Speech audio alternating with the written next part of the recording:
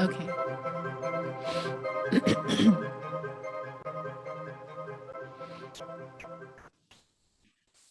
Well, good afternoon and welcome to United Mufon. We're so glad that you're here with us today. It's just a beautiful October day outside. It's cool, it's crisp, and it's good to be in our new studio.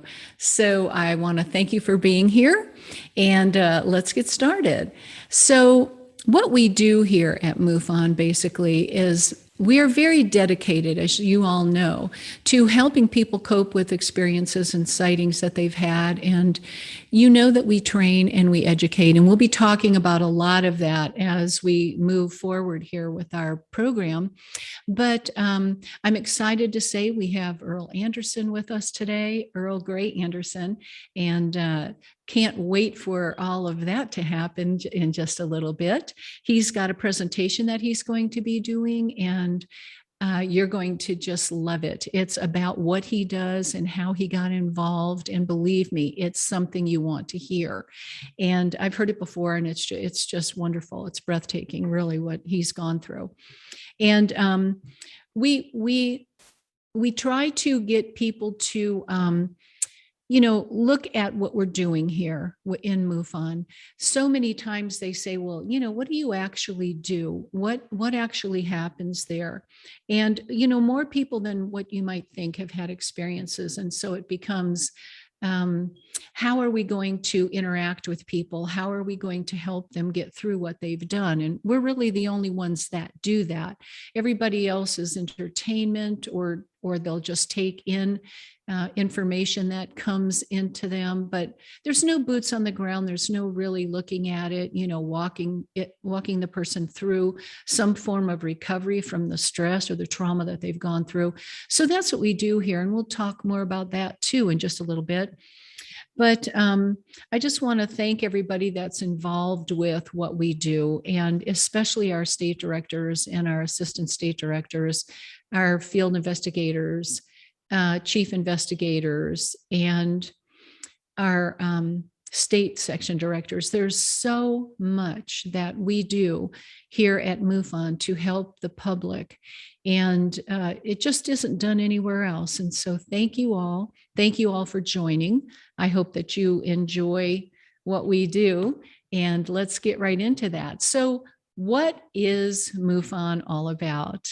Well, let me just give you a few. I know a lot of you have seen this before, but please be patient with me because a lot of people have never seen this before. Okay, so this is who we are. We're the largest and oldest UFO investigating organization in the world with a huge member base, and we add to that daily, literally. We're represented in all 50 states and 40 countries with thousands of trained volunteer field investigators. We've got over 50 PhD consultants in most disciplines, and we're very proud of that. We do conduct scientific investigations of the UFO phenomenon, while, like I said before, others are just reporting agencies.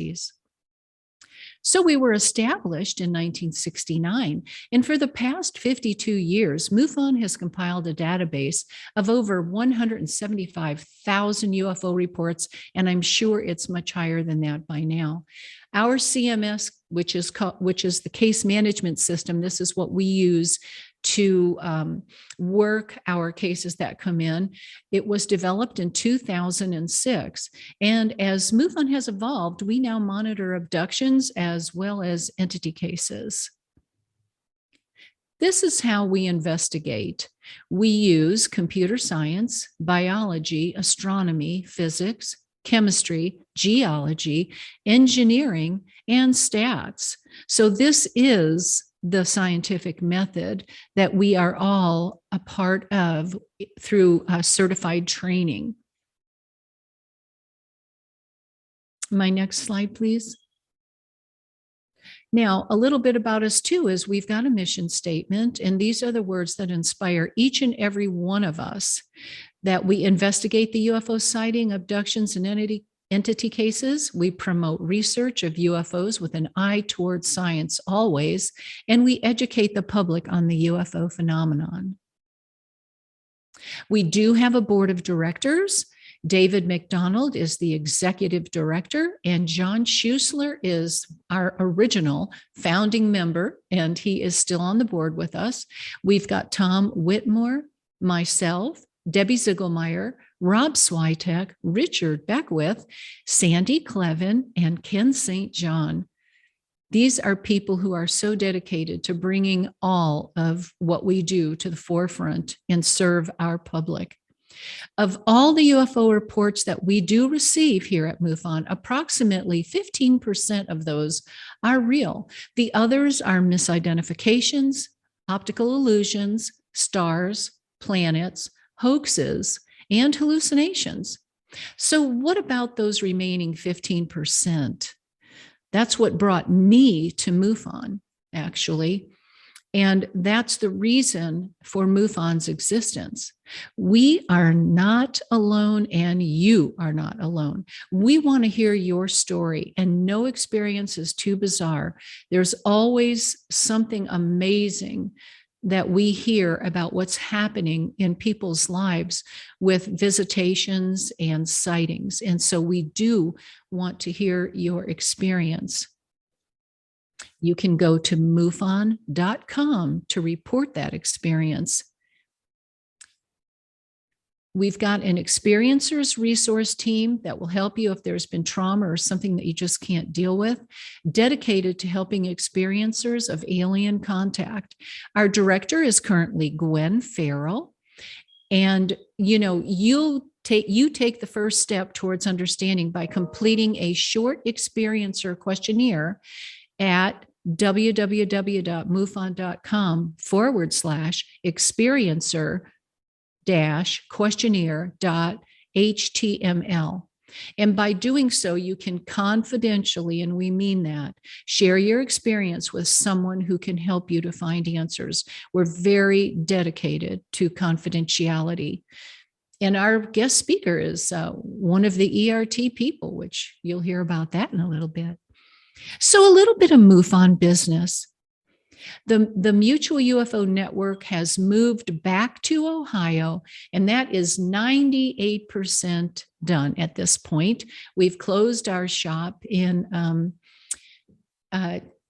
Irvine, California, and we are now in Cincinnati, and we're located really close to the Lunken Airport, which is pretty famous. So I think we've got a couple slides of the office. It's just starting to come together. This is part of the MUFON office. It's a huge upstairs and downstairs, but this is where our new office manager, Hannah, will be sitting, and she'll be taking your calls when you call. This is Hannah.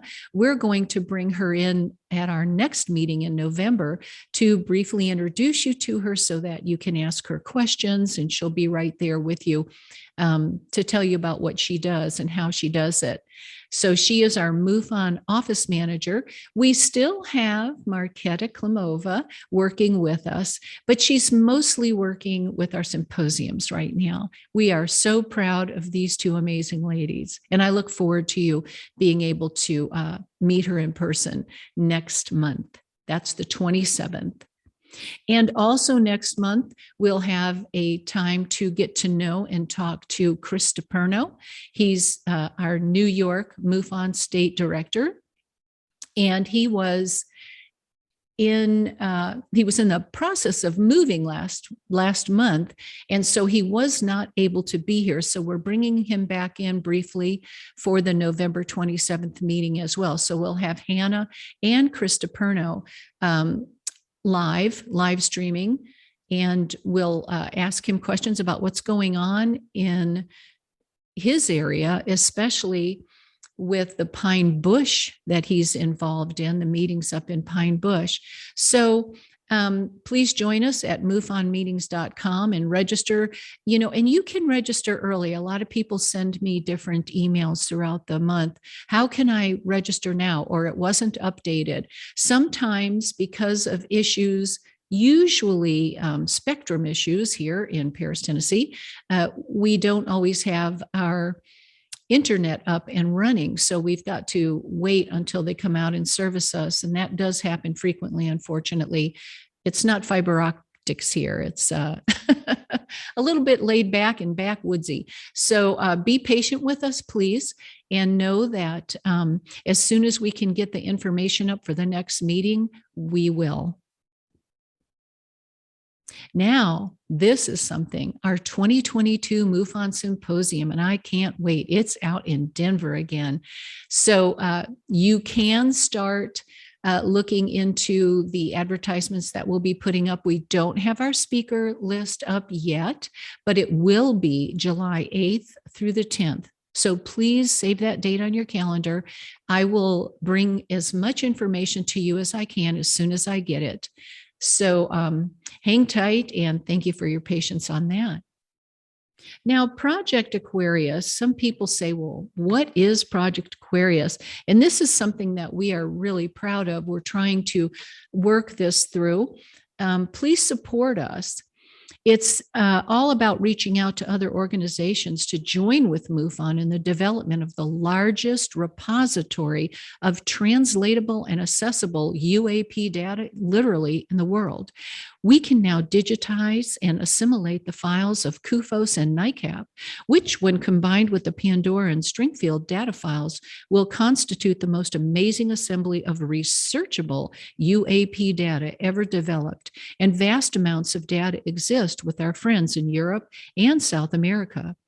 So we will be reaching out to those organizations and inviting them to join with us in the worldwide effort to develop the most comprehensive collection of UAP data.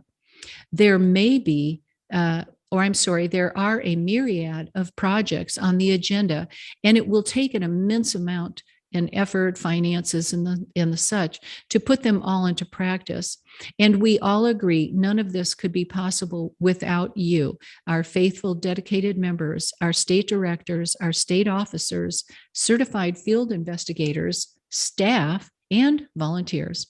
You all, the loyal supporters of the UAP phenomenon, thank you for what you've done, and we ask you to please consider a donation to Project Aquarius, and you can do that at mufon.com.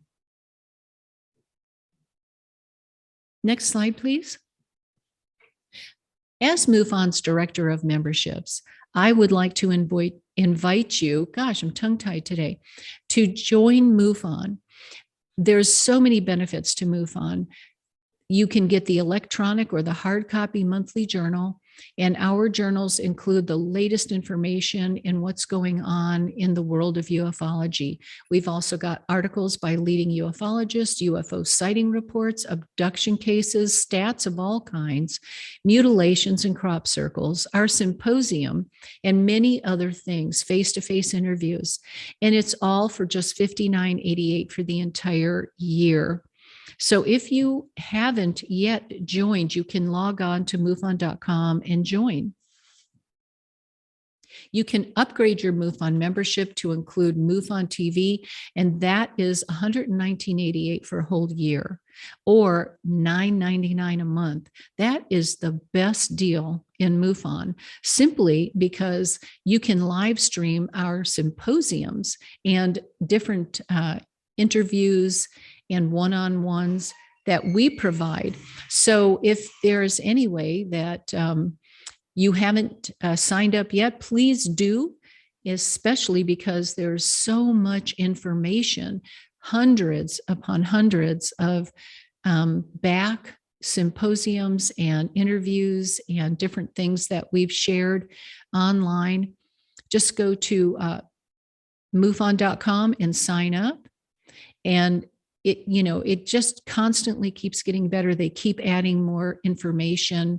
And many of the ufologists that we have on there, you can actually watch it and get additional information with what's new that comes on. So we're so excited about it. MufonTelevision.com is amazing. And for $119.88, you get that for the whole year, or $9.99 a month. So please join if you haven't.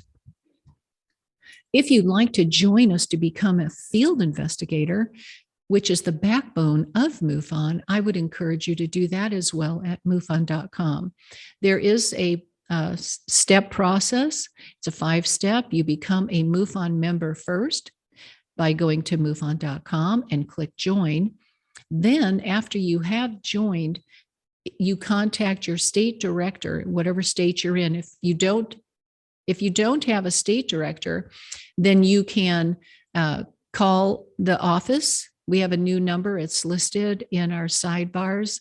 So at the beginning and the end, but we do have a new number for our contact for the Cincinnati office. The old number still works, but I'll share that with you later. Then you sign up online and you become a field investigator. Thank you. And you take a quick exam. And once that's been passed, then we share information with you, and you work as a team with a couple other people. You're never out there on your own. So, if you're thinking about doing it, please do it. We always need new investigators because we're growing so much. Now, our online store is really got a lot of new products. I don't have pictures up, but my line of the I Know t-shirts and more are now online at the Mufon store. And we have others, tees and sweatshirts, go bags, pens, hats, coffee mugs, headlamps, masks, and zippered portfolios, just to name a few items. We also have the emblazoned Mufon logo on many, many items that we carry. And it's all quality products. We pick through it, and it's really quality products now. There's my Mufon shirt, and it is now available online. I believe it's $25 at the Mufon online store, and I'm very proud of that one. Also, we've got the official Mufon podcast, which is done by one of our, got our board members. I'm so sorry. I've got so many thoughts in my mind rushing forward right now. Our board member, Richard Beckwith, he's doing the official Mufon podcast, and it's amazing. So if you can listen in, it's interactive, please do so. And I believe that there was a little thing to that so that you would know where to go, but you can just go to mufon.com and you can listen in. So our Mufon UFO sighting stats, I like to present those as much as I can. And for September 2021, our monthly stats, are a total of 681 UFO sightings, which were reported to MUFON from around the world. And the highest numbers were reported in the USA, obviously, UK, Canada, France. Those numbers may seem very low, but that's because not everybody there, obviously, is reporting to us yet in UK, Canada, and France. But California always takes the lead with 48, Texas, 34, Florida, 33, and you can see New York, Michigan, Ohio, North Carolina, Arizona, and Washington, just to mention a few. In our witness reports, most impressively, the reports included 29 landings, hoverings, or takeoffs, and 15 entities have been observed. So entities, again, are coming to the forefront. It seems that people are having these experiences more frequently than they did a year or say 2 years ago. That's interesting because that always seems to have some type of a plateau. It goes real high for a while and then real low for a while. Very interesting observations.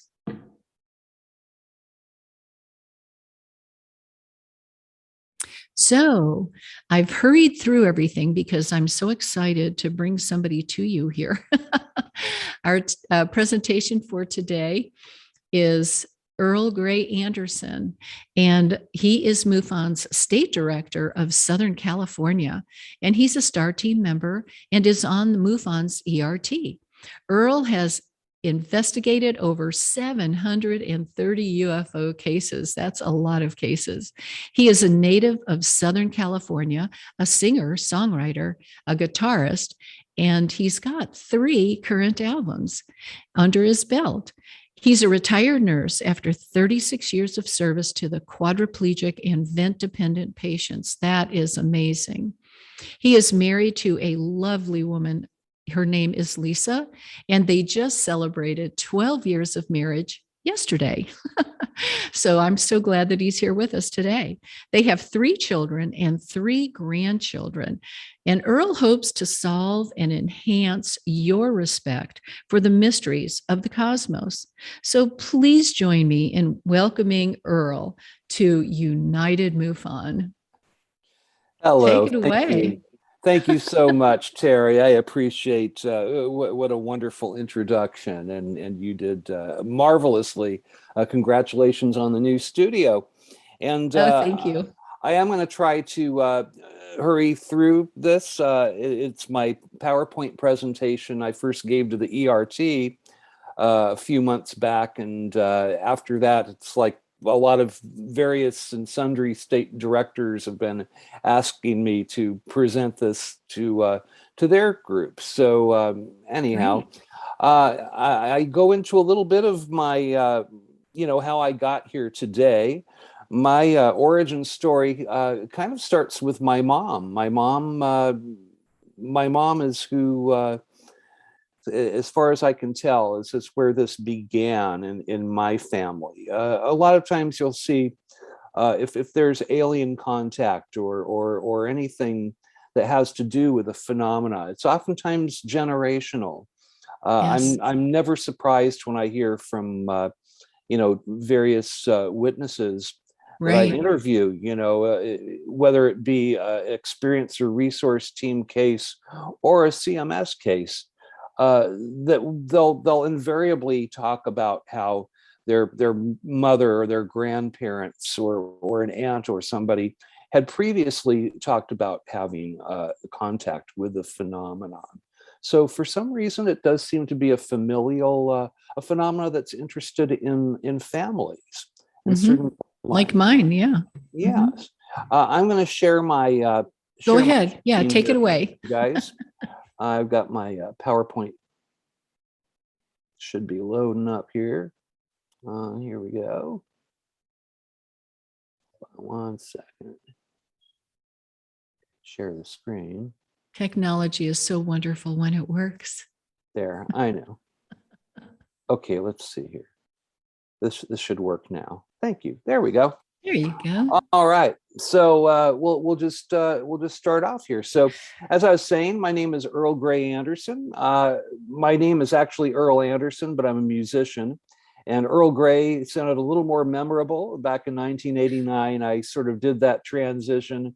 Elton John and various other people have done, and went with a pseudonym, and it stuck. So now my grandkids tend to call me Earl Grey as well. I'm sort of stuck with it, but it works, I guess, considering that we're dealing with a phenomenon where one of the main entity groups that people see are the Greys. Um, so anyhow, now my mom used to tell a strange story when I was a little kid. This was the first weird story that my mom told of two strange stories, which she called her lightning ball incident. When my mom was a little girl, she was living in Muscatine, Iowa, and it was back in the 1930s, late 1930s. Or this would have actually been the early 1940s when this happened. She was 16 years old. She and her sister would sleep on the screened-in porch with a couple of sleeping rolls that they would make, because it was very, very, very hot, and sticky, and humid in Iowa during the summer months. It was about midnight when my mom heard this strange buzzing sound. She turned around. She was still awake. She got on her elbows, semi-recumbent, raised herself up, and saw what looked like about a beach ball to a basketball-sized ball of sparks. It was pushing its way through their screened-in porch. She said this thing just pushed right through. It sounded like a hive of angry hornets. It went over to where her sister was sleeping, and her sister was actually sleeping, her younger sister, my Aunt Mary. It was hovering over her as though it were under intelligent control. It wasn't just some random thing. Then it came over to where my mom was. So my mom was just entranced. She's looking at this thing. She didn't reach out and touch it. It's probably a good thing. I don't know if it would have electrocuted her, or would have abducted her or what. But she just looked at this thing. She said that it was sort of almost like it felt like it was eyeball to eyeball, like she felt she was being observed. It hung there in front of her, just evading the effects of gravity for a few minutes, and then pushed its way back out through the screened-in porch. She said again, it was throwing sparks off. It sounded like an angry hive of hornets. And she watched this thing floating across her neighbor's yard. My mom got up. She ran outside, and she followed this ball of sparks through the cornfield that her neighbors had. She said that it was hovering about 30 feet above her, and she was right under this, like it had stopped there, almost as though it had been waiting for her. So she's looking at this ball of sparks, and she said that suddenly it popped. It popped like a soap bubble would pop. And she said it smelled like an electric train transformer, Earl. I had an electric train when I was a little kid, which was ozone. She was saying that, it was an electrical phenomenon. So that was the first strange incident. Now I'm friends with Dr. Irina Scott. She's an expert on ball lightning and various other phenomenology that has to do with electricity. She said this was not ball lightning, that ball lightning will not retain its form, longer than just a few seconds, that, that there's occurrences where it's lasted like up to 15, 30 seconds, but that's about it. And this retained its shape. It seemed to be moving under, and, it had an intention behind itself, like it was observing. And anyway, that was the first weird story. I was about 4 years old when my mom told me that story. The other strange story was that, my mom and our whole family knew this, that my mom worked for Howard Hughes. She was one of Howard Hughes's two personal secretaries. She worked for him in the mid-50s until 1958, when I was born. She stated that Howard Hughes would talk with his two secretaries using an intercom system, that in the years that she had worked for him, she spoke with him every single day, but she had only seen him once, and it was the back of his head.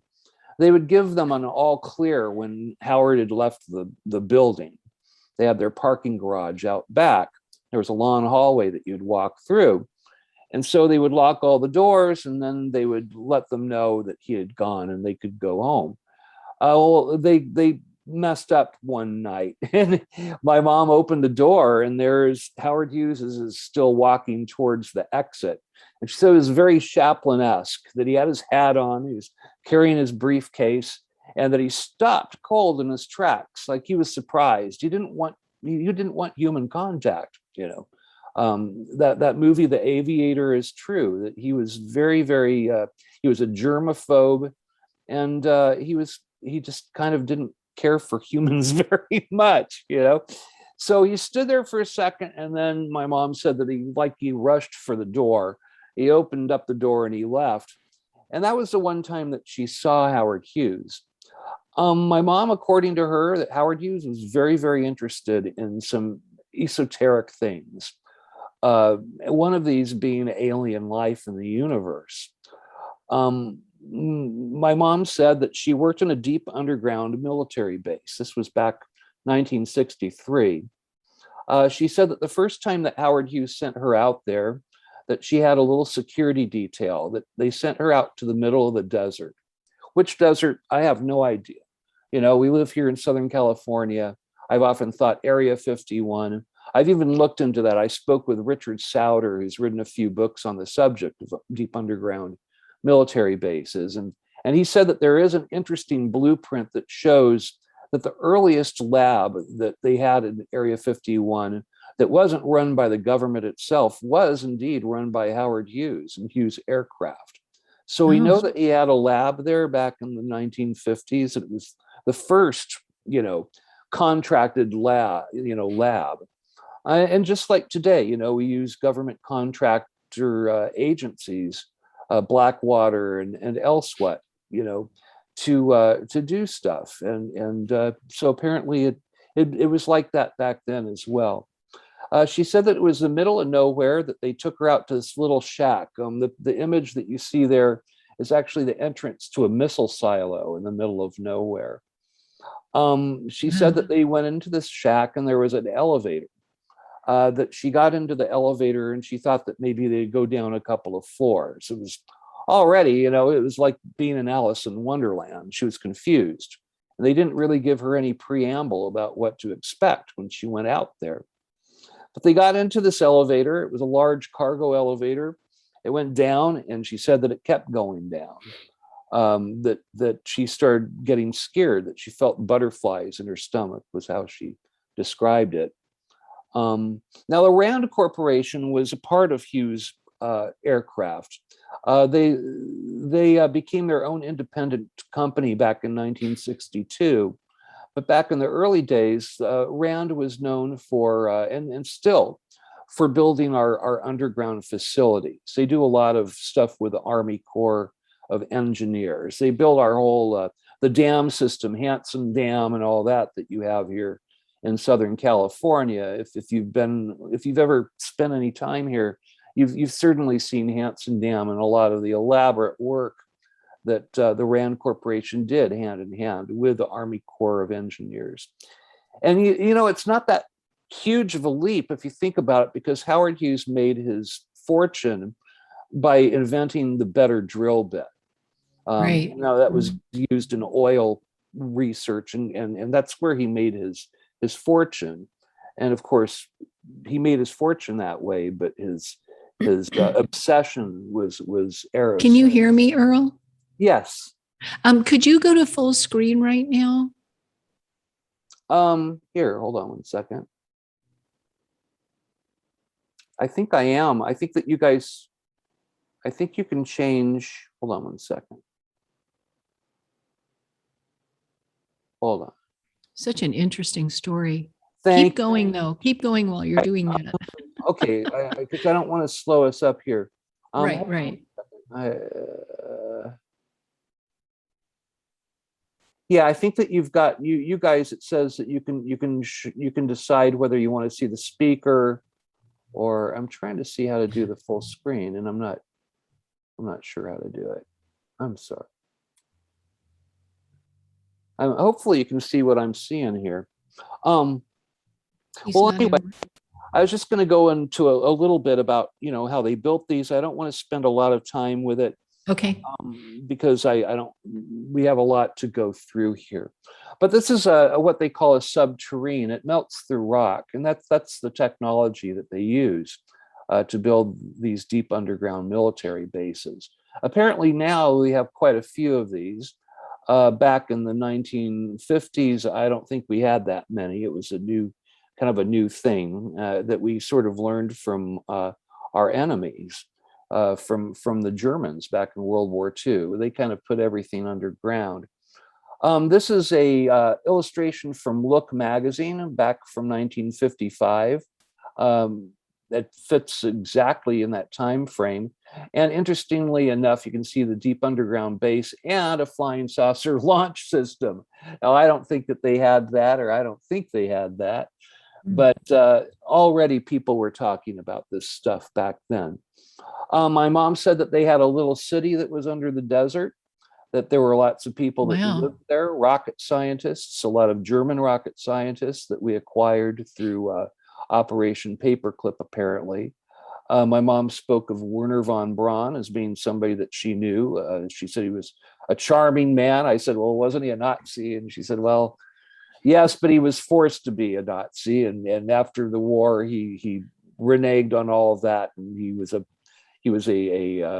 patriotic American. Well, they kind of gave him the decision, either you're a patriotic American or you're going to prison. So he picked, the former. The other thing my mom talked about that was very interesting was intelligent life in outer space.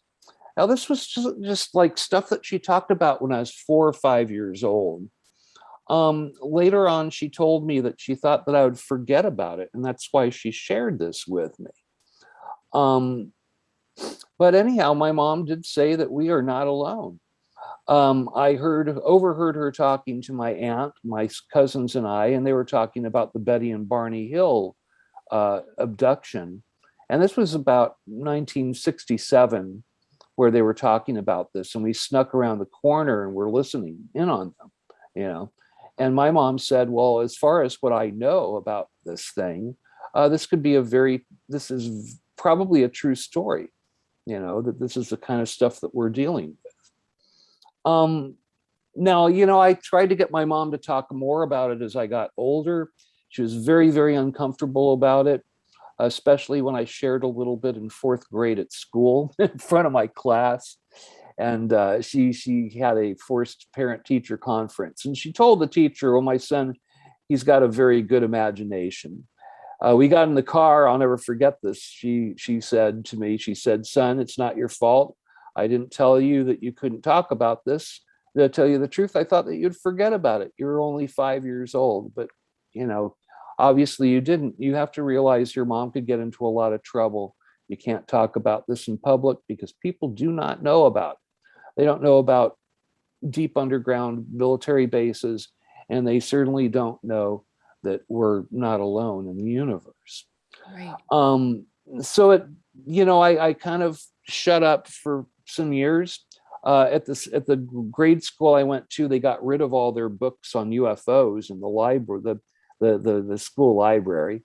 Those disappeared right after. Um, but years went by. Back in 1977, uh, now my mom, she kept suffering from cancers that were recurring. They said that they weren't metastatic. It seemed that my mom had been radiated somehow. So she would go and have checkups. And 1977, she went in for a checkup. Her doctor was in Santa Monica, where the old Hughes office was, by the way. I was very close to where she used to work, where her old history was. And she got a clean report. I went with her that day. To celebrate is like I said, let's go see a movie. There's this new movie called Star Wars. It just started playing.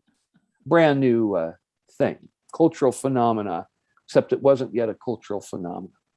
So we went and we saw the film, and the curtains were closing, and my mom became loquacious, voluble, talkative.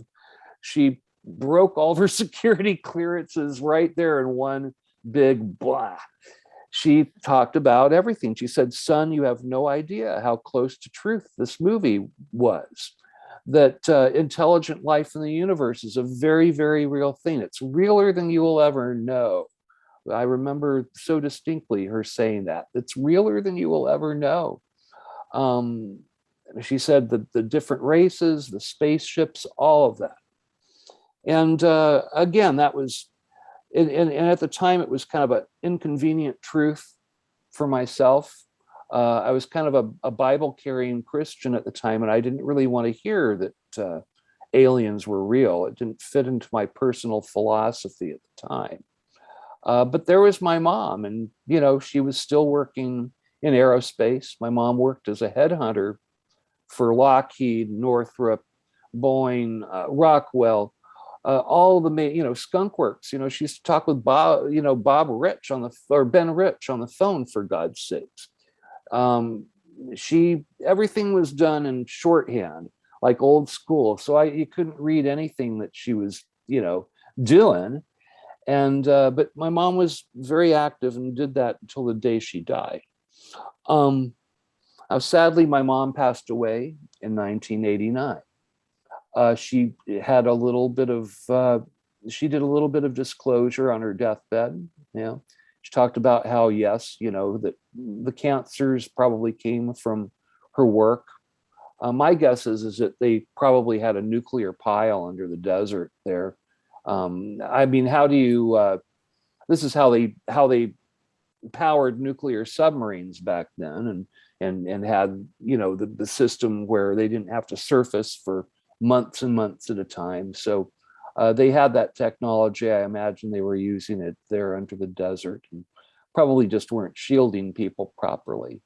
But she said she would do it again, that it was her political, she was a patriot, that she did it for her country. After my mom passed away, I decided that I wanted to prove her wrong, that I could know, that it wasn't realer than I could know. That she left that little trail of breadcrumbs, but it was enough that it just piqued my interest, and it just grew. It grew by the year. And so, lo and behold, I became a MUFON field investigator. Here I am with my friend over there on the left. I'm not sure about his name, but he doesn't seem too happy to be caught there. Also, my friend Paul Hynek over there to the right. I kind of got to know all of my heroes in the phenomenology, our colleagues that I work with now. So I began investigating UFOs for myself. I guess I'm pretty good at it, as they eventually made me state director of California. So this leads me to the second bit of my presentation, which is kind of the meat of the presentation: when the phenomenon becomes personal. Mm-hmm. I don't believe that's a UFO there, but that is a pretty interesting looking cloud, isn't it? It sure is. They could have they could have hidden something there. Hold on one second. My wife just, honey, can you close the door there, because I'm giving my presentation? Thank you. My wife just got back from her shopping expedition here, so probably want to close the door there. So when the phenomenon becomes personal.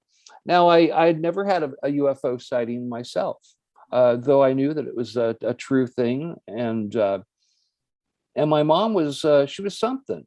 She confounded, like, we had one friend of mine who's very, very interested just in the science end of things, is a skeptic.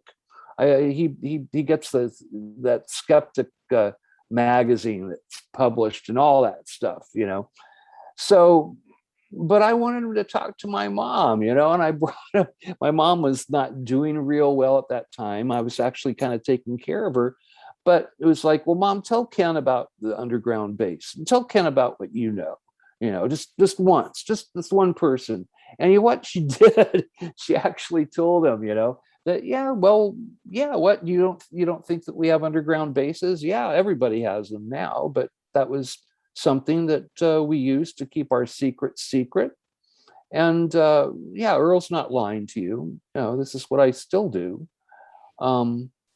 So, but anyway, other than that, it was my mom's thing. I had never seen a UFO. I'd never seen aliens. I really, And I was still kind of like, is this really real? I mean, maybe they were fooling my mom. Maybe they were lying to her, I mean, uh, to cover up our own secrets. Um, but I started working for Mufon. I started investigating my own cases. And I closed one case, and I decided that I wanted to try the CE5 thing that people were doing, that people were actually having contact by meditating and sending out a request that I Right. would like to meet you. Now, usually it would be people that were, out in the desert. They bring little laser pointers and or pay, certain people you should never pay $3,000 to do it for them. I'll tell you right now, somebody has asked you for $3,000 to put you in touch with aliens, run, because you can do it yourself and you can do it That's right. better on your own. For me, I didn't really have a background in it, but I tried it. I sent out the message. I want to meet you guys. I really, really, I want a face to face. A few nights later, I had finished closing a case, which was an IFO. It was a Mylar balloon that somebody had mistaken for a UFO. I went upstairs. It was about midnight. My wife was already asleep. And our room started filling with light. Our room filled with like this yellowish, bluish, I don't know how to explain it.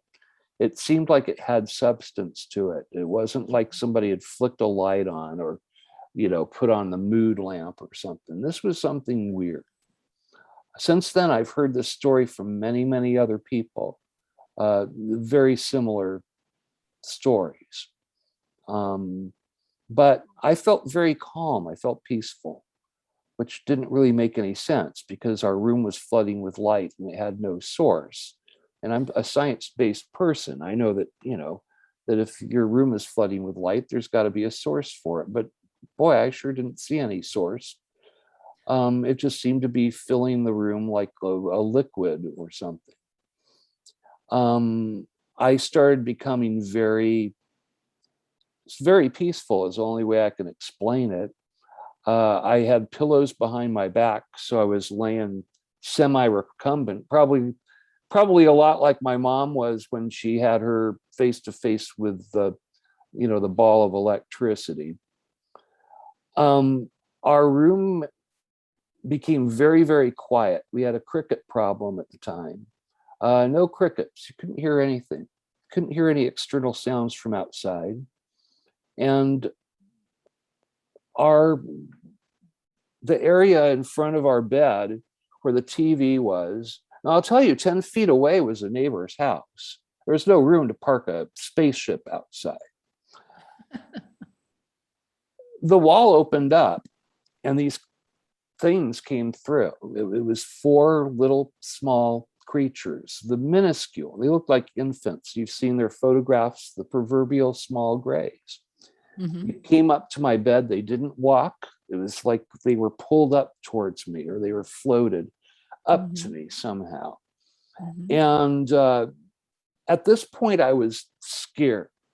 And I was really trying to communicate. I was like, who are you? I'd always heard that they would communicate with you. You would get like a message that, you won't be harmed. Everything's going to be fine. But I didn't get that. They were very reticent. They did their thing like in tandem, like almost like a machine, the way they operated together. It wasn't a movement that was wasted. They took blood from me. They took energy, I believe, is what they took, like life force energy somehow. To the best of my recollection, it took 10 to 15 minutes. I was hyperventilating, scared to death, and I could move my eyes. I couldn't move anything else. They went back through the wall the same way that they came in. The room was still lit a little bit. There was some light in there, but it was fading. And as it faded, I could start moving. And the first thing I could do was use my vocal cords, and I yelled and screamed like a little girl, or a baby. Lisa was really angry. Her comment was, "Oh my God, you joined this crazy UFO group, and now is this what I have to look forward to? Is this sort of thing?" I tried to explain it to her, and I just felt stupid, and there was no way to prove that it happened, and nothing like that had ever happened before, or since, really, like that. 2 nights later, Lisa was the one who was shaking me awake, and our room was flooded with light again. And this time Lisa says to me, she says, "Earl, you need to tell your friends that they need to leave us the F alone." She used the F word. "You need to tell your little friends, to leave us the F alone. I already have insomnia and this is not acceptable." And she's like pacing. And I was, at this point, I was just I was kind of horrified, because I knew that she had probably had an encounter with them. Well, she does not remember that encounter. She remembers the room flooding with light. That's it. She remembers the room flooding with anomalous light. 2 nights after that, we both woke up again. Our house was flooded with light, but this time it was coming from outside as well, and it was coming from over our apartment. So, this really happened. I'm trying to get back to my notes here. Right. Um, Yeah, and it and really happens. Yes, I know, and now it doesn't surprise me so much. I've heard other people, Robert Salas has come forward to say that yes, that he indeed has had a face to face. Kathleen Martin is telling people that she indeed has had a face to That's right. face. That a lot of people are coming forward. So this seems to be something that actually is commonly happening, but it isn't spoken of, because I don't know how to deal with that kind of information. At the time, I was afraid I was going to lose my job as a field investigator, because my state director was very nuts and bolts about UFOs. And suddenly I'm telling him that, I had a meeting with ET. He wasn't very happy about it. I talked to my mentor, Peter Robbins, and he was more understanding about it. But anyway, this is the thing is that what I've realized is that the phenomenon is that if you go and you start poking at the universe, don't be surprised if it turns around and it comes poking back at you, that and sometimes literally. I am lucky I didn't get poked at, but some people do. Now I think that we think of ourselves as outside of the phenomena somehow. We're the scientists looking through the microscope at the slide, and that we are somehow separated from this phenomenon. And I'm here to tell you guys that is not the case. That there's a certain contagion people think of, even that surrounds this, phenomenon. And when you open the door to it, don't be surprised that it's an interactive thing. That people have face-to-face experiences, that they, the other way that this phenomena manifests to me, that was the only face-to-face thing I ever had. I had a couple of sightings, but both seemed like they weren't just random sightings. They felt like teachable moments that I had. I don't think that people see UFOs randomly. I don't think that you just happen to go outside at the right time and you catch the end of some, alien air show that they're putting on. That there is a reason why people see these objects, that it's not unusual for things to go through a wall or to blink in and out of existence. A spooky action at a distance is a thing. The more we find out about physics and the actual workable physics that our universe operates on, the operating system of our universe, the more and more it looks like the UFO phenomenon. The difference is that, subatomic particles are the smallest things in the world doing magical stuff. And UFOs are large things that act like the smallest things in the world doing magical stuff. Now, after I had my sighting, it certainly changed my life. Any question about whether this was, bogus or not is, seeing is believing. Um, and I had a sighting about a year after that, and it felt like it was a continuance. It felt like I had opened the door up to this phenomenon in my life. Mhm. Usually, I will have experienced synchronicities, which are magical feeling coincidences, meaningful coincidences. Carl Jung is who came up with the word synchronicity. And technically, the way that he came up with the word was he was having a session with this woman. She was talking about a dream where she saw this scarab beetle that was iridescent, and something was hitting the window outside, and it was bothering them, and it was, she was losing her focus. And he said, hold on one second, let me see what's going on. He opens the window, and a scarab beetle flies in, lands on the table, and is sitting there. It was a manifestation of what she was talking about from her very dream. Mm. That's the classic example of a synchronicity. And Mhm. that's what happens. I'll meet people that I'll be talking about somebody, and there they are.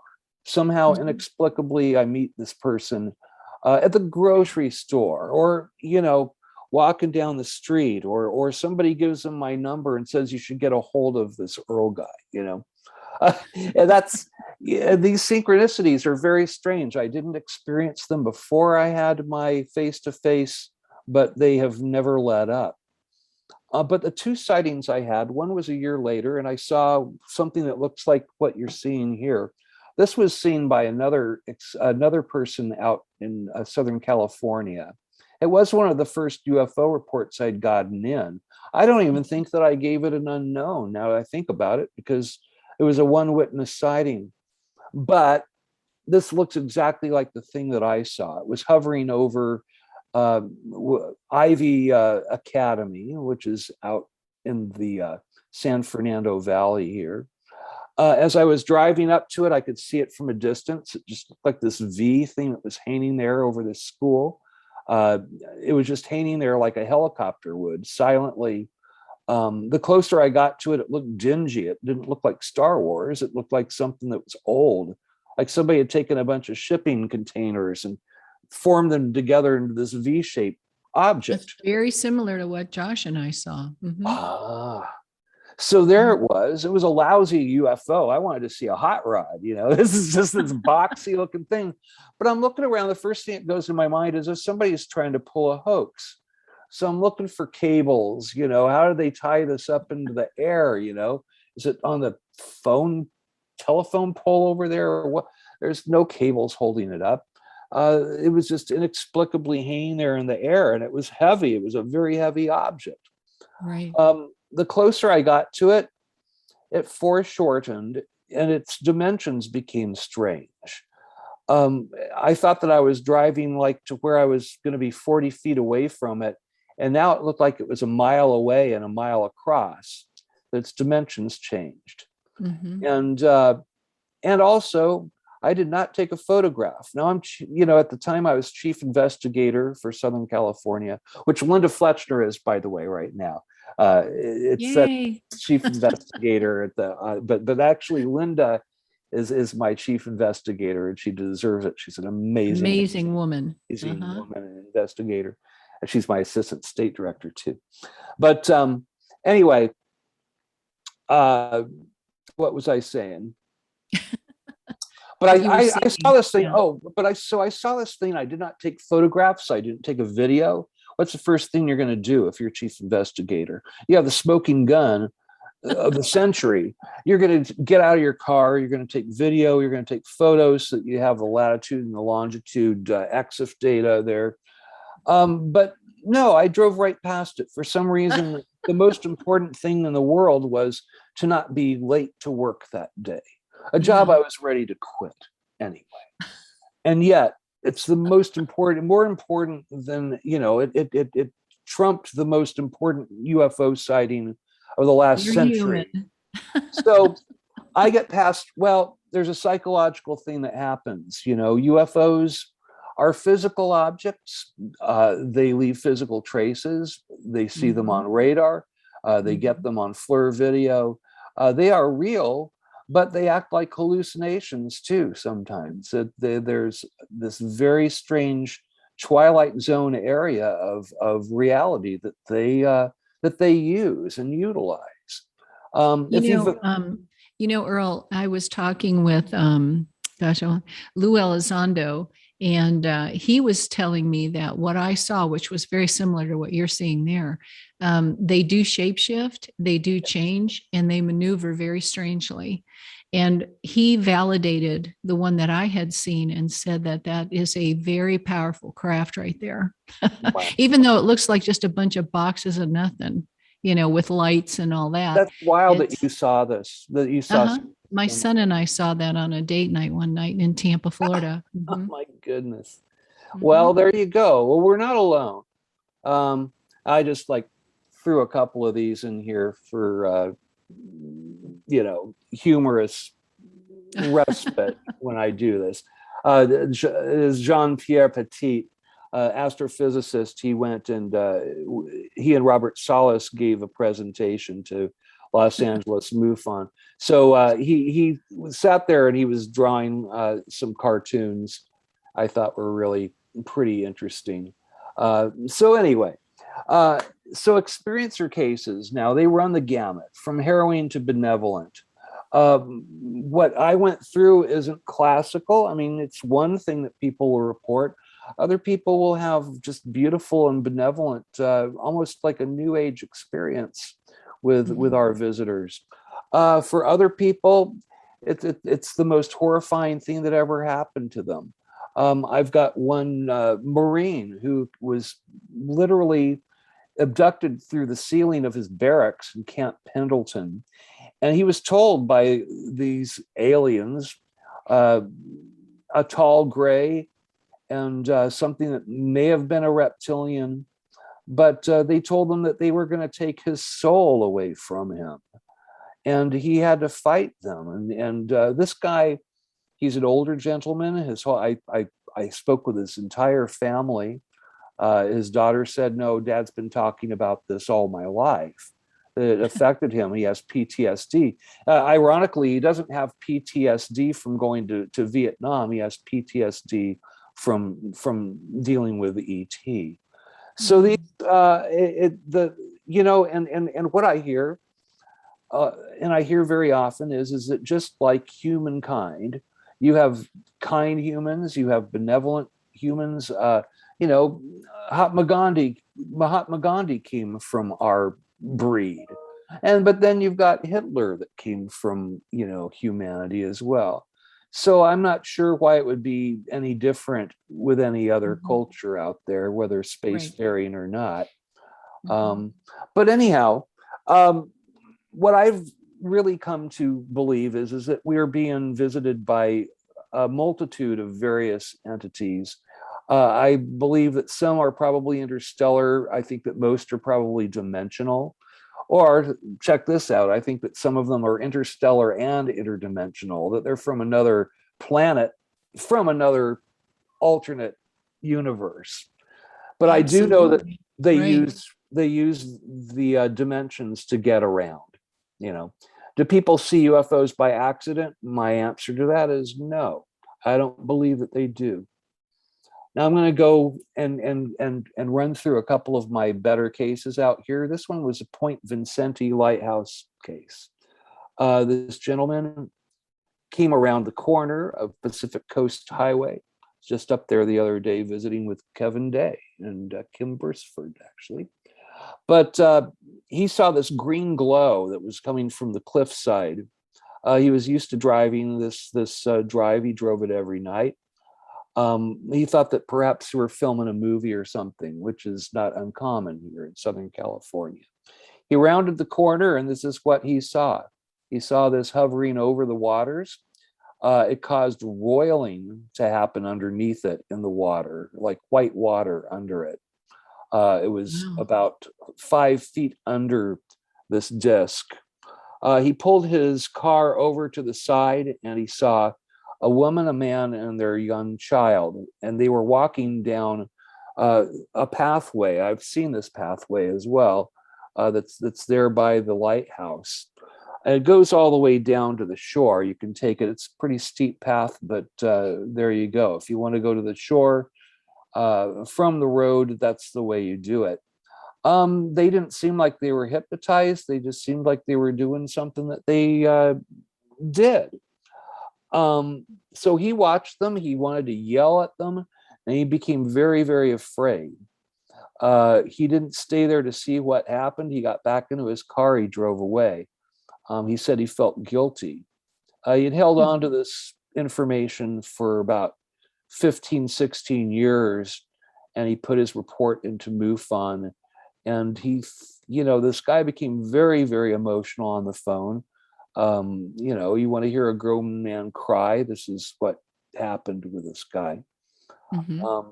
That he felt like he owed them. That he was afraid that something bad had perhaps happened to this family.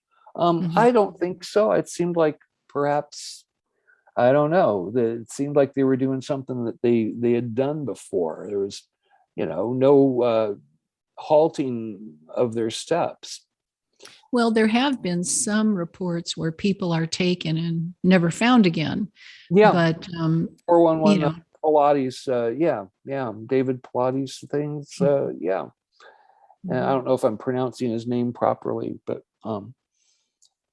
there was another case called the Jeff Edgman case. I usually don't tell people the names of my cases, but this one, he's actually done a couple of radio shows with me, and he's comfortable sharing his story. So this was my very first unknown. I'd been a ufologist for a year, working for MUFON for a year. I went through maybe 50 some cases before I got my first unknown. I'm very picky about what I call a UFO. This guy, he and his family, they were going out to, that's his ex-wife, by the way, his witness drew this. He's kind of a character. They were out in the Ridgemont area of Southern California. It's close to China Lake, and various military facilities that are out there. It's not that far away from Edwards. And anyway, they were taking, he's an oil worker. He worked his usual shift. It was late at night, but they were driving to Bakersfield to show off their newborn son, who is a 1 month old. They pulled over because he needed to use nature's bathroom.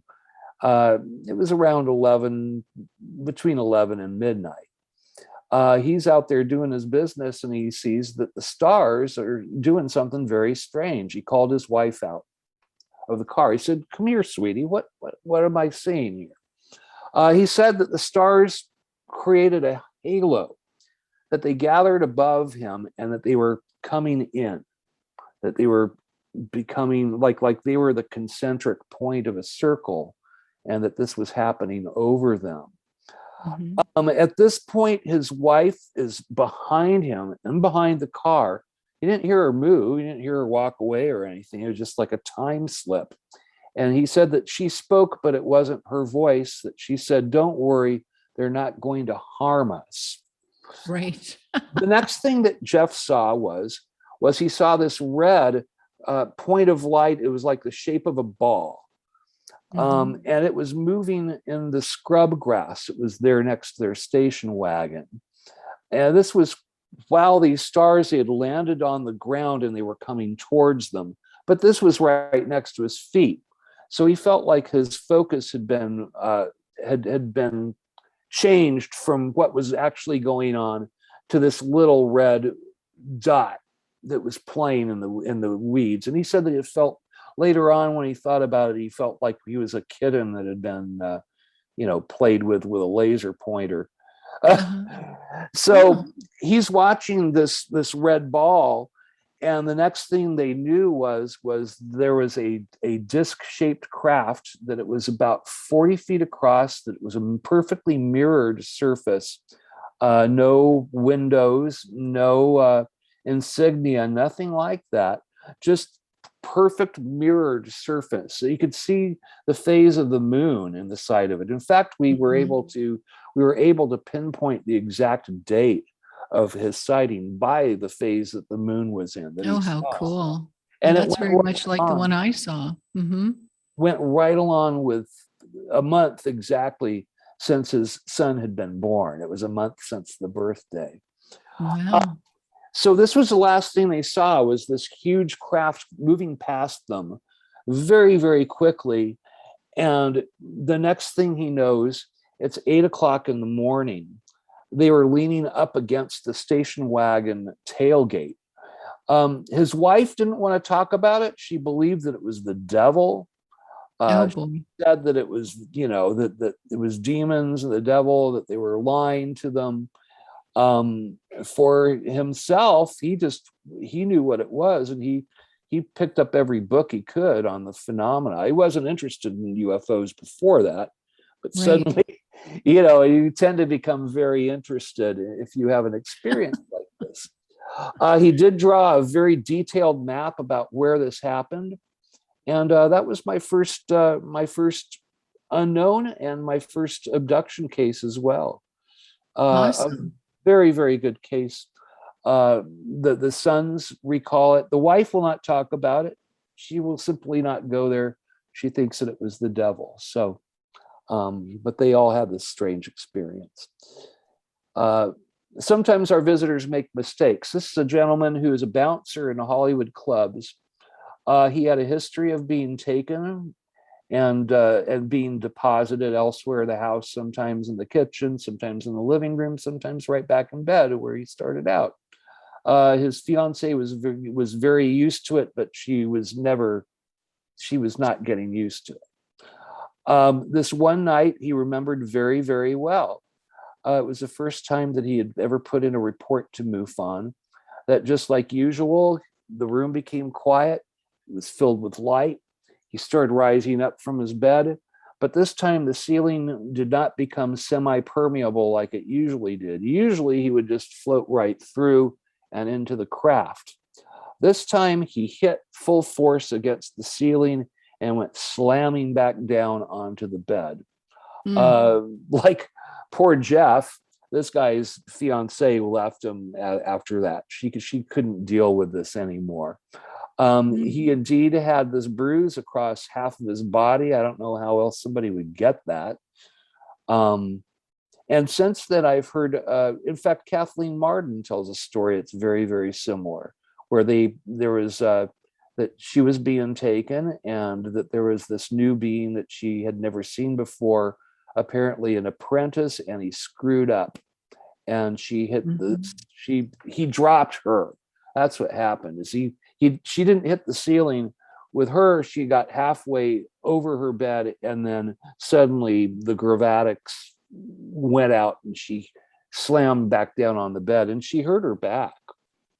Yeah. Um, Do you know? I don't know if she ever shared with you, but I spent the night there once when we were doing a CE5 and I saw her get dropped. oh, She really? got dropped on the bed. And it was so strange. I kept getting pulled up and I was going up and she was coming down. And I saw her get dropped on her head. Wow. And Oh, she and I were sleeping in this big, huge room, poor um, Kathleen. in a big, huge bed. So I was on one side, she was on the other because we had so many people there. And yeah, that happened. Wow. Hmm. It Well, happened. I'm going to try to go through some of these. Usually, again, this can be a 2 hour presentation at I times, know, I know. but I'm going to.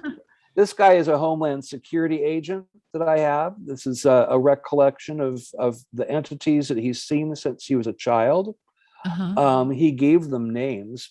His mom and dad decided he was having night terrors when he was 7 years old, and but when he was 40 years old and this was still happening, uh, they decided that it was probably not night terrors.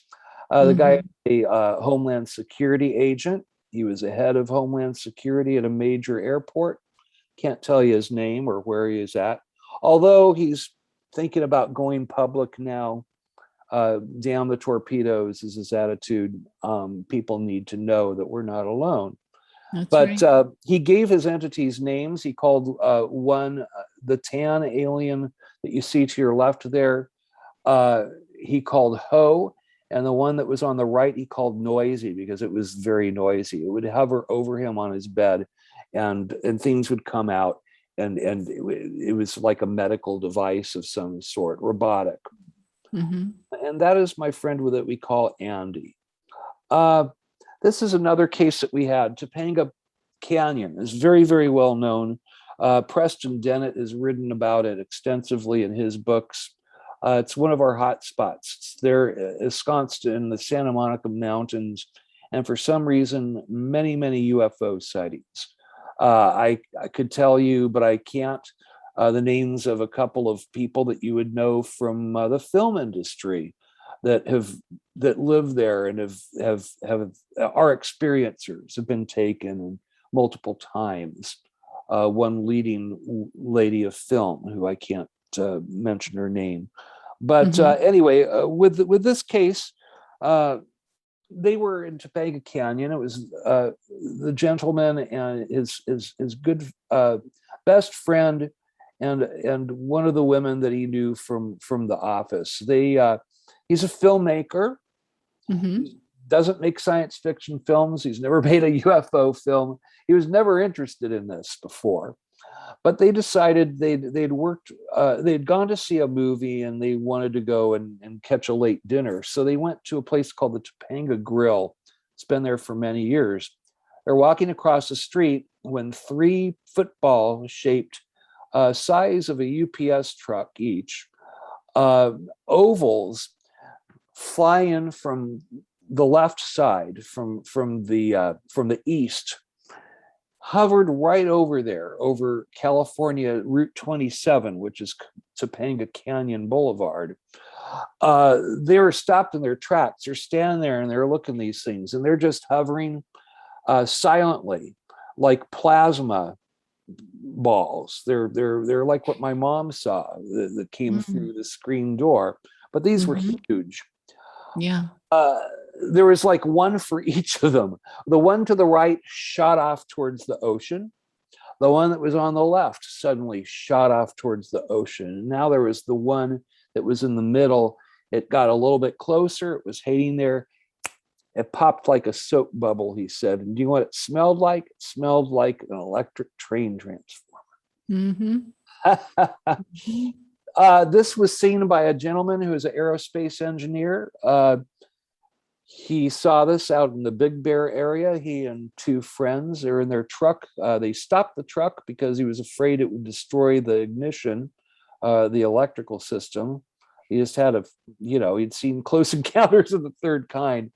He Mm. told him and there's a gentleman by the name of Terry Lovelace who's written a book called The Devil's Den. Uh, Hmm. and he saw a craft that looked very, very similar to this, but this was not in the public eye. This picture that the guy drew, and Terry had not published his book yet when I got this case. So I immediately did get a hold of Terry because I knew about it, and he said that it looks exactly like the thing that we saw. This came from a distance. It started as just a very bright point of light. It came over their truck. They felt very uncomfortable, like their stomachs felt like there was a dizziness that they felt Hmm. when it was directly over them. And again, it went towards the ocean. You could see louvered squares in the back that looked almost like the static that you would see on a black and white TV. Now this guy, he's a freaking scientist that works for a major aerospace company. I've seen his badge. I've seen the provenance, and he's the real deal. Has no reason to make up a story like this. No. Black triangles, we get a million of those cases. We see these guys all the time here. Hmm. Of course, it's this guy. Some say that it's the new space shuttle that Lockheed Skunk Works has put together, TR-3B. I don't know. I mean, I have cases that go back one that goes back to 1963 that you can see here, where two brothers and their mother saw this fly over their family barbecue in Venice, California. The mom is 90 years old. She recently went on record with the two sons. And yeah, it was just like, oh, I remember that. Of course, it was our family barbecue. The kids were fighting over a water gun. I was getting really mad at them. And then this thing flew over. He said that you could see entities through a window. It was very blocky looking. It wasn't like the sleek TR-3Bs that we see now. He wasn't sure if they were humans that were in the window or aliens, but that's the earliest triangle sighting that I've had a case on. But I've had many people, and especially aerospace guys, rocket scientists that work at Plant 42. One guy, he said, "Do you know how you could get me on this project?" I told him, well, my Yeah. mom might have known at one time, but not now. Another black triangle was seen in Bakersfield by a retired police officer who took his dogs out so they could do their business. This was hovering over the neighbor's house. He was close enough where he could see piping that was in a recess on the side of it. It's perfectly silent, not a buzz, not so much as it didn't make so much as a wisp of wind, just hung there inexplicably. He ran inside to get his cell phone to get a photograph. Of course, it wasn't there afterwards. Woman in Chatsworth saw this. She was in her hot tub. Her husband came out. He saw it leaving. She experienced missing time with this triangle. I don't think that all the triangles are ours. This case, it No, was they're this not. was huge. It Yeah. was larger than their house. Yeah. There's a bottom side of it. This was a case that MUFON awarded as one of the 5 top cases of 2000 and of 2021. And I spoke a little bit about this at the symposium, if you guys were there. This was seen by a clinical psychologist and her adult son. It was hovering over a grade school. I don't know what it is about grade schools and UFOs. Yeah. I know. Isn't that odd? It was a proverbial V-shaped UFO. It rolled over intentionally, she believed, as they got closer to show them its lights. And as they watched the blue and white lights, they were blinking, and she said that things became very quiet outside of their car. That time became very strange and malleable to them. That time seemed slowed down. She and her son were not talking with each other. They were just watching this thing. It turned around and then it glided a little bit higher than rooftop level over this coastal town that they live in. Nobody else reported this thing, but they got home. And the son turns around and asks his mom, "Did you see that?" And she said, "Well, hell yeah, I saw it. I don't know what it is. I don't know what that was." The son was really, he was shocked. I believe that he's suffering from ontological shock, as John Mack called it, that his sense of reality was pulled out from under him like a rug. What's interesting about this case is it was ongoing. The husband's an MD. Now, the mom and the husband, they run a mental health group in their town. They're very, very well known. They're pillars of the community. They even have a radio show. So I cannot let their names out because it would ruin their careers. Because you can't have a mental health group and be saying that you're being abducted by aliens. It probably isn't going to work. But these are scoop marks. Her husband is an MD. He'll find himself paralyzed where he can't move, and she's taken. This has happened multiple times now. Sometimes she's deposited back in bed, sometimes in another room. She's had her clothing backwards when they find her. One time it seemed like her clothing had been cut off by some kind of it seemed like it was melted through somehow. She has scoop marks that are taken quite often.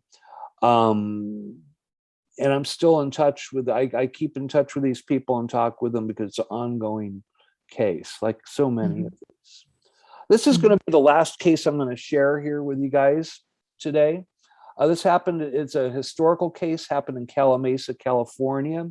I'm hoping you guys are seeing certain little markers in common with all of these cases.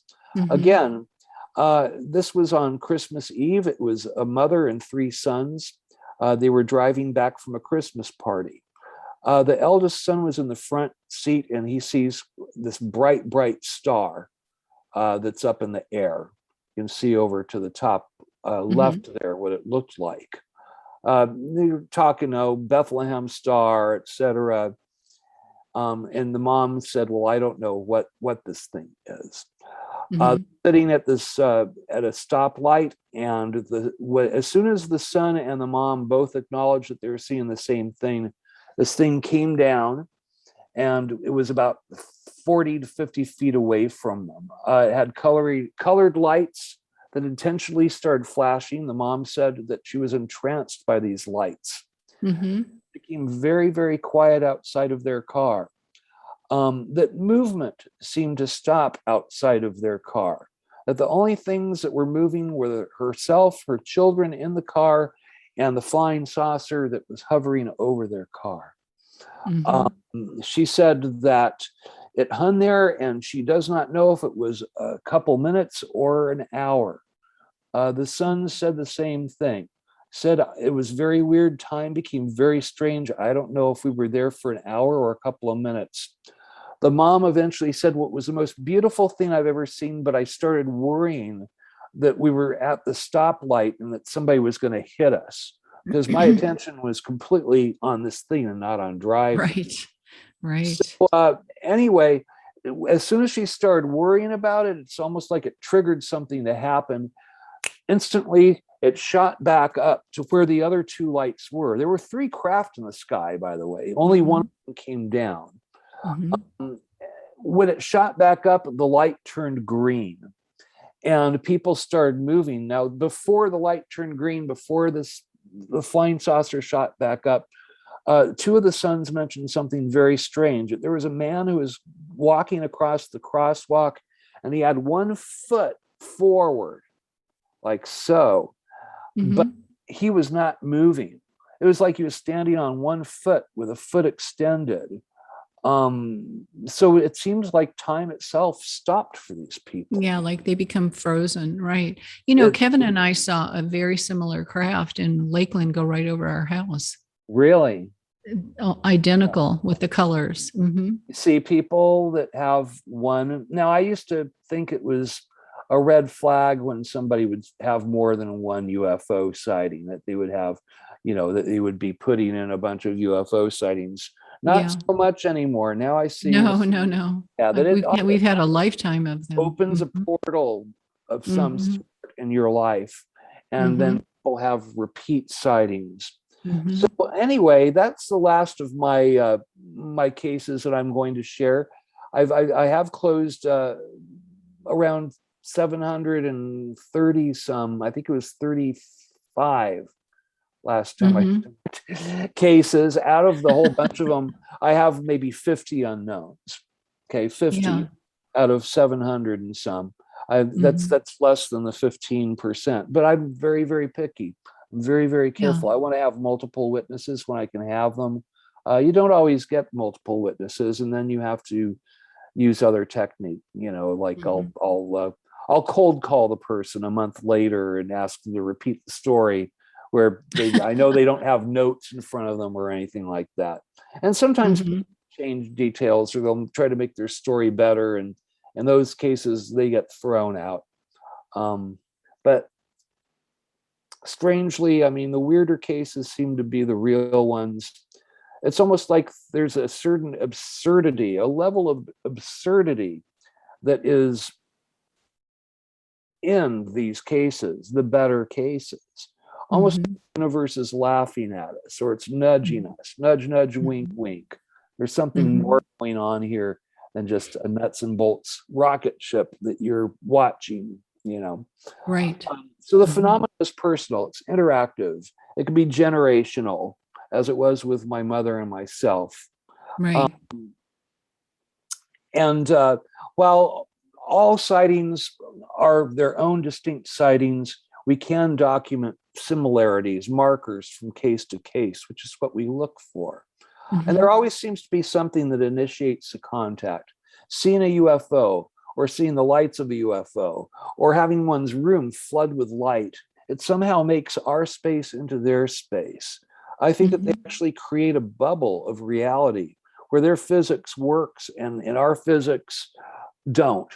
Because we have to deal with the speed of light. We have to deal with, Newtonian physics does seem to be what kind of rules our lives. But we're finding now that that's a quaint operating system, that it's not unusual for things to pop in and out of existence, that waves become particles, particles become like waves, and they come up with nonsense words to describe it, like a wavicle, because they can't explain it. They can't explain it. Science has its limits, and that's where we find ourselves on this fringe, between science and reality. Again, UFOs, I'm just kind of reiterating the major points here, that they're very large objects that act like the smallest objects. And perhaps our visitors' greatest motive is to retool humanity's sense of reality. Perhaps that's intentional. That's the next step in human evolution. Arthur C. Clarke said that any sufficiently advanced technology is indistinguishable from magic. And that's what UFOs seem like. They seem to act magical. It's crazy. But quantum physics, yes. They've got it down. So anyway, that, my friends, is the end of my presentation. If you have any questions, I would love to answer them. Yeah, we can do that. Let's go ahead and see who would like to ask a question. That'd be wonderful. Have we got anybody out there that's brave enough to unmute and ask a question? Is there anybody out there? This guy. Do we have our I have a producer question. available? I got a question. I raise my hand. Are humans real? Okay. Or are they just a figment?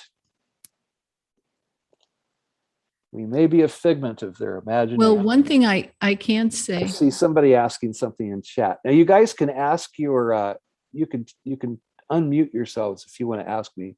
You said. Well, Fran had said that she gave you a compliment and said it was so interesting. Too. Yeah. I wish you could have met my mom too. She was a very, very interesting woman.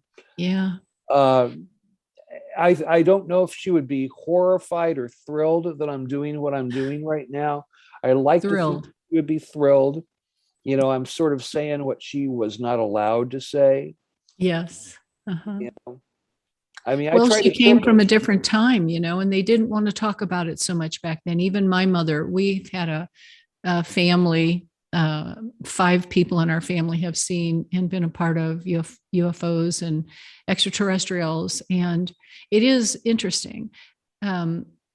The first generations that we know of didn't want to talk about it. I'm the one that I felt was chosen to talk about it. And I had no idea anybody else in my family had ever had those experiences until I shared. Then they started saying, well, yes, this has happened to me, and this has happened to me, and this is what happened to me. And then, of course, my son was with me at one, and my granddaughter was with me at another. So it is very interesting. And they started with me as a very young child, very young, 5 years old, and even before I can remember some things. But why they do that and what they're really looking for, I've never felt like I could actually say. There is one thought process that I had, and of course it's mine, not Mufon's, but being that we're created in a Trinity form, a body, soul, and a spirit, and God is created in Father, Son, and Holy Spirit. I've always wondered if they are trying to create a spirit within themselves, because they are singular, not triune like we are. And we were created in the image of God. They were not. Neither were horses or dogs or cats or fish, so it's not too hard to believe. But that has always been my thinking, and they're trying so hard to do that. But this is my personal thinking, not Mufon's. Sure. I mean, I have to cough. I have my personal ideas, and they aren't necessarily MUFONs. Uh, and when I say that I don't think that people have random UFO sightings, I mean, that's kind of a big statement, Oh. and that's a Mhm. personal belief. And it's not necessarily what, MUFON's stance on it, but I really think that people are targeted with, their sightings, that they Yeah. happen for a reason. Sounds like we have a UFO Al, right now. can you hear me? Yes, who is? Wow. Yes, this is Ralph. How you doing? Hi, Ralph. You I've sound been. like a UFO. Uh, Actually, you don't. UFOs are usually silent. better. Okay, that's a little better now. Okay. That's Um, much better. I've been watching your program for about a little bit over an hour now, Hmm. and I agree with most of what you said, except for the part that where you don't think that people see UFOs randomly. Um, and I'm just telling the truth. For myself, I've from time to time have seen UFOs periodically. Um, Within the last 6 months, I've seen at least four. Even as of last Sunday night, I Hmm. experienced one. And I'm from New Jersey. I live in Central Jersey, New Jersey. I even seen one, and I was coming home from the Giants football game, and I seen one up in the sky. I was coming home. I was catching a cab from the train station. And I looked up in the sky and I seen a bright light, and I was like, well, wait a minute, that's not a star. And I kept on looking at it. Whoa. And I'm like, it's kind of long, and it had like a triangle shape to it, and it was real bright. And it just stayed there. And I was like, oh, wow, I can't wait to get out the cab. So I got out of the cab and it was still there. And then all of a sudden it just started to move away. And then, with the trees being around my house where I live, it just took off. Hmm. But I'm just saying, Earl, How do you know that? How do you know that that was a random sighting? That sounds kind of I've seen the targeted to me. same They type of may, craft before. yes.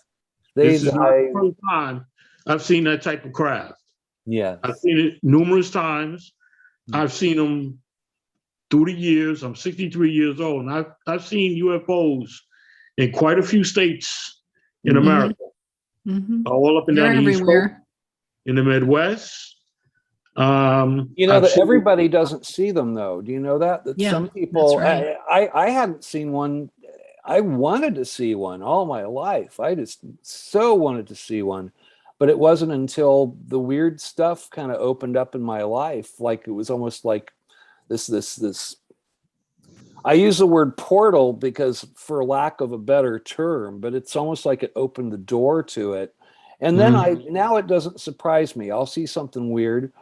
mhm, Lisa and I saw something weird yesterday. We saw something weird when we were at the beach. It seemed like mhm, a perfect spherical ball that was that mhm, I maybe show you a photograph of it.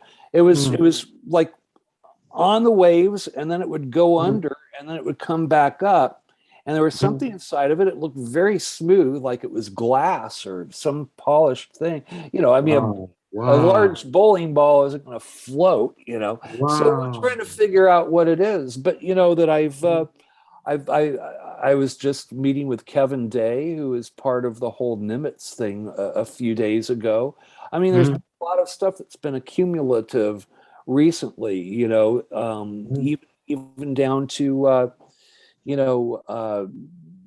I was introduced to an interesting person who was involved in the Skinwalker Ranch stuff. I mhm, can't mhm, talk about her very much because she still works for certain three-letter acronym governmental groups, but mhm. she's supposedly a shapeshifter. I mean, that's not supposed to exist in the Oh, world. there are shapeshifters. There are. There are. demonic realm, maybe Well, not I just was told extraterrestrial, I but was told let, that they were evil, but that's actually a very yeah, good person who's got children, yeah, grandchildren. yeah. It's a Mhm. preacher kid. It's a Mhm. phenomenon. I don't understand Yeah. it completely, but you know, I Captain with Day, he thinks that he is actually the reason when he is there, uh Mhm. their little their science group, right, where they have various astronomers, hmm chemists, and they Mhm. get together and they have equipment. They have a beach house there in Seal Beach area, and they've been Mhm. going out on both remote in a ship with equipment and doing Mhm. stuff from this beach house. It's been funded. It's no nonsense. These guys are Mhm. serious and sticking to the scientific method. And Mhm. when he's there, stuff happens, and when he's not there, stuff doesn't happen. And Interesting. they think that there may be a connection, a personal connection between Kenneth Mhm. Day and this Mhm. phenomena, that he actually opens the door, the Well, gate right. for That's these what I was going Yeah. to to say was manifest. you mentioned earlier, Earl, that not everybody sees them. And obviously, each time each one of us has an experience with them, we are being chosen for that moment because you can be in a field. Literally, I have had this happen. 5 people can be there, and only 3 Yeah, of us saw. The other 2 never saw a thing. They just like they're didn't. And it was as good. clear as day, Yeah, making a big N and then going into Orion's belt. yeah. And 3 of us saw it, and it actually spoke to me and said, "Turn around." And when I turned around, there it was. So Wow. 5 people there, three of us saw it, a CE5. So Mm. Wow. with this man that I'm sorry I didn't hear your name, sir, but Ralph. um, It's Ralph. Ralph. Yes. Ralph. So you were chosen for that moment, and your cab driver may or may not have seen that, Wasn't but even paying that was attention. And specifically I didn't say anything exactly. to him either. Yeah, yeah. That could have been wise Yeah. for the moment. Yeah, because he was driving. But the Mhm. thing is that I believe you were chosen to see that for a very specific reason. Either they're communicating with you somehow, or you'll have some type of a dream like Earl did. They'll come to you at a certain time and reveal a little by little. That has happened to me. And Mm. experiences are amazing because it deepens our understanding and our commitment and our passion to what is happening. And it's opened my eyes to what is in this world. It's so much more than what meets the eye and what we understand. And there's Mhm. so much of it connected to so many different things. It's like the universe, the number 9, number 9, Mhm. number 9, number 9. I mean, Mhm. let's go back to the Beatles, right? And, Yes, we there's always go just back to so the much. There's so much that we don't understand. We see it, but we're Mhm. not getting it. And so, Ralph, something there is for you in that experience. And it's up to it's up to you to um, work it out, and they'll work it out with In one you. instance, I would like to communicate with them, Mhm. Mhm. but opening Pandora's box, I don't want anything like you guys have been talking Right. about different experiences. It's like, what if I do get drawn to them? What if they do get drawn to me? Exactly. And then Exactly. I can Well, the physically what touch ifs right. them. are, yeah, the what ifs Never could think go Man, on about it. forever, Ralph. But one thing is they know who you are and where you are at any given time. Even if you're coming home from a game, Mhm. they can reach out to you. And I've always, I'm only speaking for myself. Every experience I've ever had has been benevolent. Every one. I've Mhm. never been mean to them. I've never tried to cause Mhm. trouble Very or good. issue.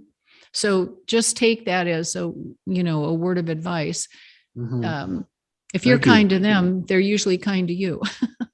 But thank Cool. you for sharing that. I really appreciate it. Thank you. Thank you, Yeah. Ralph. I think that was meant for you. I think Yeah.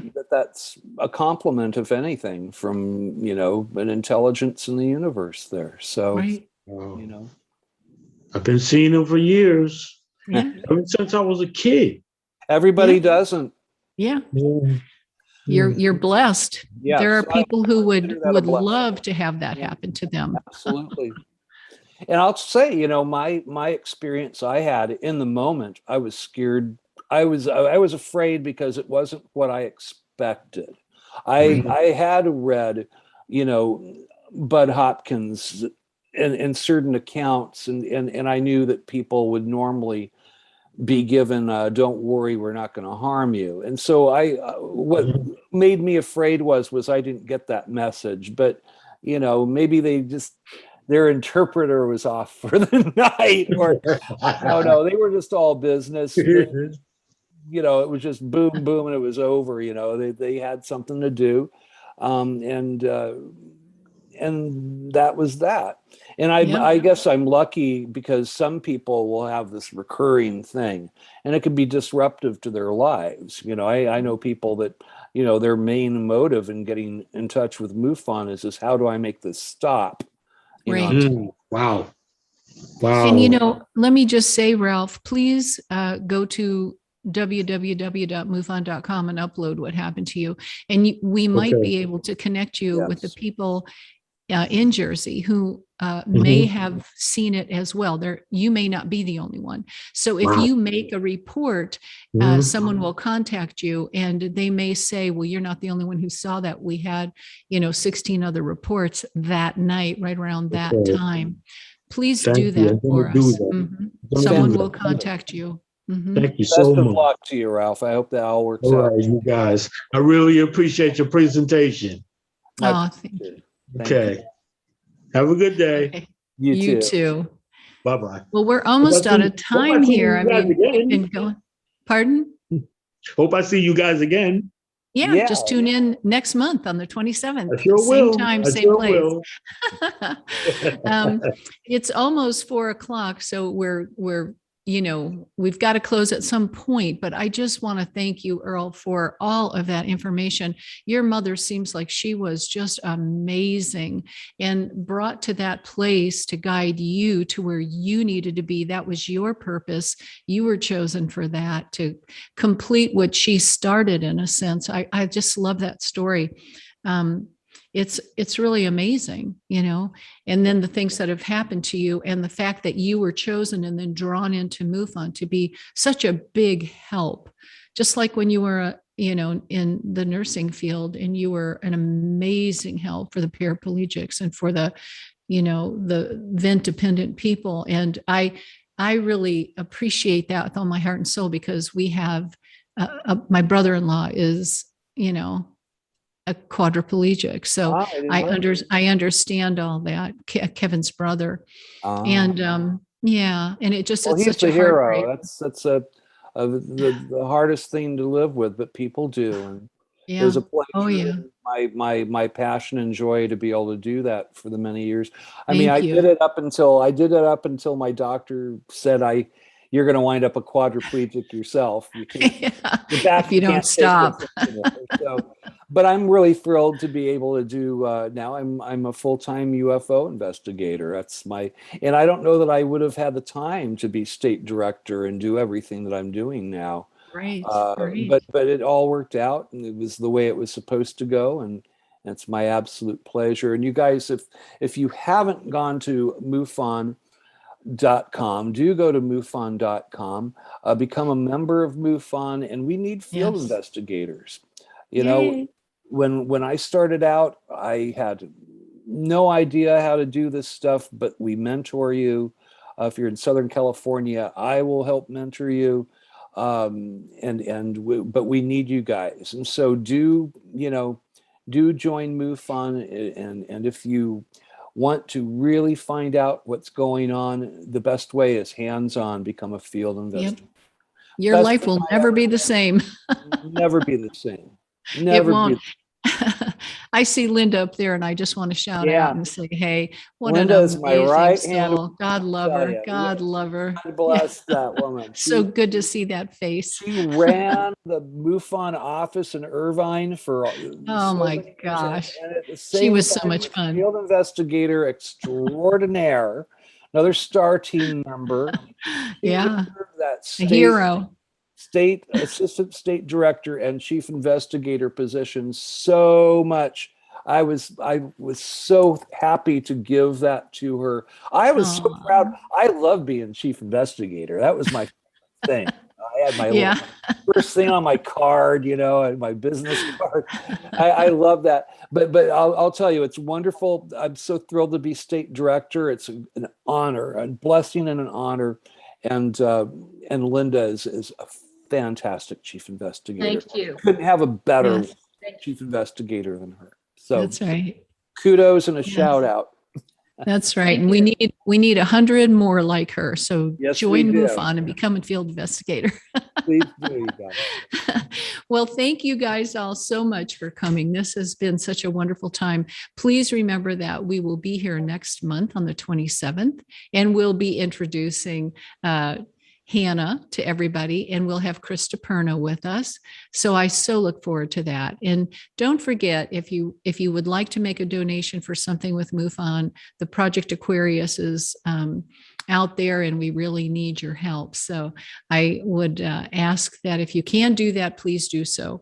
It's such a blessing to us to be able to move forward and bring all these different sources into one place, to make all this new information available and information from the past available to everybody. So thank you for coming. Thank you so much. It's been so good to see faithful friends out there. And Shout out to John Budries too. He's another. John Budries. Okay. member. Yeah.